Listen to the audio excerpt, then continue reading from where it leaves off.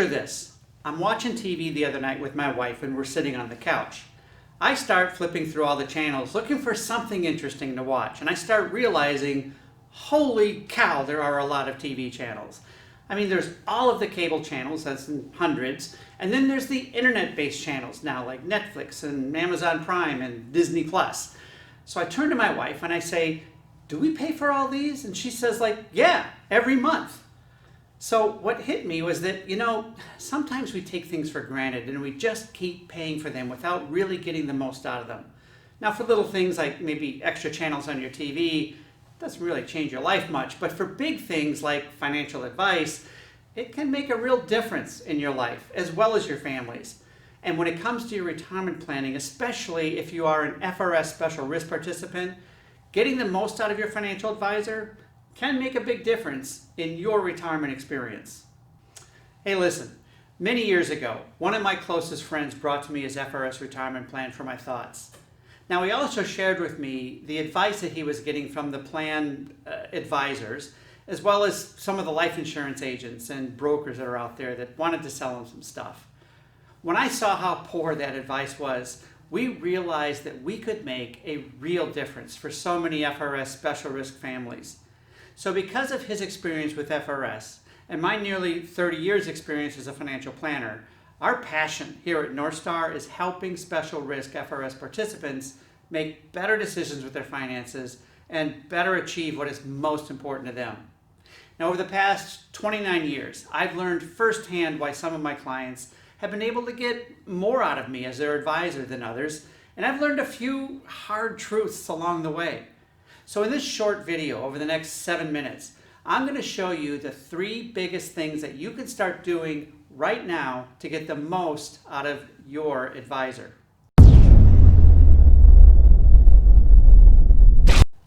Easily the most important thing you can do to maximize what you get from your advisor is to look at whether or not your advisor is a fiduciary. This is all about how does your advisor get paid. What that means is if your advisor gets paid to sell you any investment product, whether it's life insurance, annuities, any investments, and gets paid a commission for selling you those products, then he or she is not a fiduciary to you. Even if they tell you, don't worry, I have your best interest at heart. Being a fiduciary requires your advisor to act in your best interest, even over their own, which typically is going to mean selling you investments and getting paid a commission is not in your best interest, but it probably is in theirs. So why is this the most important thing? Because the reality is, if your advisor is getting paid to recommend specific products to you, they have a conflict of interest to show you product that pays them a higher commission than other products. It creates a bias, and the advisor can't have your best interest at heart where there's a bias. If your advisor gets paid commissions to sell products, wake up, it's 2020. If your advisor hasn't moved over to a fee-only model yet, not fee-based, we'll touch on that in a second, then they're basically identifying themselves as a salesperson of financial product first and a financial planner second. And be wary of that advisor that claims to be fee-based. This advisor will be able to set up your advisory account as a fee account, wearing the fiduciary hat, but then turn right around, take off the fiduciary hat and put on the salesperson's hat and sell you other investment products like life insurance and annuities. The conflict is still there. Financial product is a commodity. Relying on your financial product salesperson to be your financial planner is kind of like relying on a pharmaceutical rep to be your doctor. It's a bad idea, and many people have figured it out by now. They've learned that there is no substitute for having an advisor who is not paid to sell them financial products. And it makes sense that they get better advice when it's not tainted by the salesperson's desire to earn additional income from commissions. So that's number 1. If your advisor gets commissions, my opinion after doing this nearly 30 years and having been on both sides of that fence myself is that you could probably do better. The next best thing you can do to get the most out of your financial advisor is to contact them regularly. Set up a meeting every 6 months, just like you would for the dentist. You'll be surprised at how much you'll have to talk about. Well, that is if your advisor isn't just trying to sell you more product every time you meet and is truly a financial planner. I'm always amazed at how much can change in the life of my client over just 6 months, and how much that change can affect their future financial security. A good advisor is trained to recognize how changes today could affect your finances tomorrow, and it's always better to be proactive rather than reactive when it comes to finances. It usually means you have more choices and options. And by the way, a bonus here is if your advisor already has a system or a process in place to assure that you meet as frequently as you need to be meeting. At our firm, we have regular progress meetings for our clients.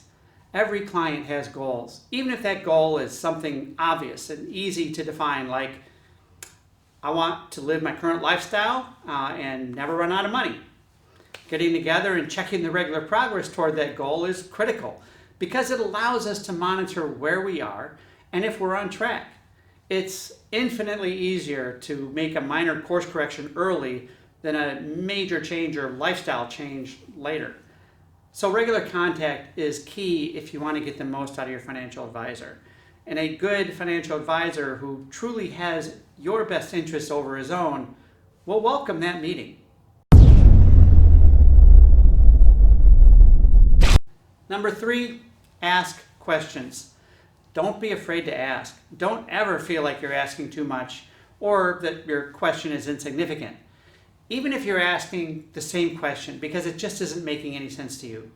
This stuff is not rocket science, and it should actually be pretty easy to understand if it's explained well. So if it's not, to me, that's a red flag.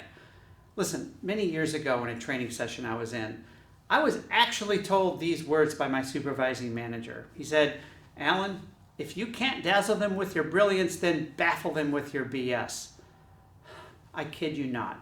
I am very proud of the fact that I left that firm, a major US-based financial services company, shortly after that. You pay your advisor handsomely, whether you know it or not, whether that advisor is the FRS system or somebody that you've hired. They work for you. So if they're annoyed by you asking questions, to me that's a pretty big red flag that somebody's priorities aren't exactly in line. So are you wondering if you're really able to get the most from your advisor? Would you perhaps like a second opinion from another firm that specializes in your situation as an FRS Special Risk participant? We offer Special Risk FRS participants a free second opinion. And if you take us up on the offer, one of 3 things is going to happen. First possibility is that you're doing everything great. We see nothing that we can do to add any value, and we tell you that.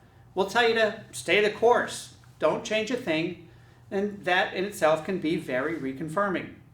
The second possibility is that we're going to see that you could indeed use some help. You'll benefit from it and we can help you. We'll tell you what we can do and how it'll help you and what the cost would be involved to work with us. Again, good information to have. The third possibility is that we're going to see that you could use some help, but we're just not the right people to help you. And if that's the case, we will point you in the right direction to the people and the help that you need. Again, it'll be to your advantage to have gone through the process because you'll be better off for it and one big step closer to your most important goals. I have one last thing to share today. I mentioned my wife at the start of this video. I don't know about you, but I have a pretty nice honey-do list at home for me that she is kind enough to monitor for me on a regular basis. Here's one thing I've learned with over 35 years of marriage and that honey-do list.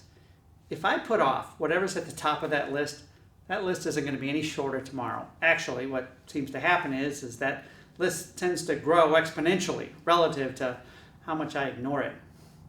So here's what I know to be true. We all have things we put off doing just because it may not be our favorite thing in the world to do. But that doesn't make them any less important that we get them done. And if it's big important things like planning your retirement where, let's face it, you really only get one good shot at it, and not little things like monitoring how many TV channels you have, then we all know it's something that you need to get done, so it's best just to get it done. We're here to help you get it done. Get this off of your list because it's important and it'll make your life better. Hey, thanks for watching. Give us a like below if you can, and we'll see you again very soon. Stay safe.